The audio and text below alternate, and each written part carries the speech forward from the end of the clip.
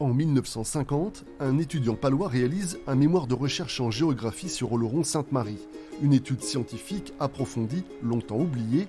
70 ans plus tard, André Boutkiewicz va voir son travail remis en lumière dans un livre de l'Oloronais Pierre Castilloux.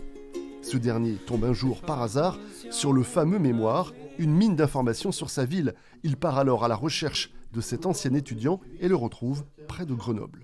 C'était tellement improbable de le retrouver, cet André Boutkiewicz.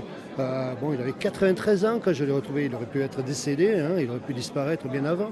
Mais j'ai eu une sorte de foi qui m'a fait croire à ce challenge. Et pourquoi pas, je me dis, mais si tu arrives, ça va être super.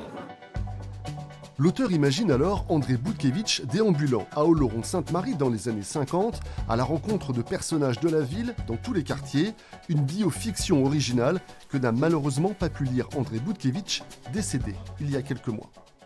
Pour lui, oui, ça a été une surprise et même quelque chose d'inimaginable qu'on puisse s'intéresser à son travail plus de 70 ans après. L'idée lui plaisait et surtout, il en était très honoré. Grâce aux photographies de Boutkiewicz et de collectionneurs locaux, Pierre Castilloux nous immerge dans cette ville dominée alors par l'industrie.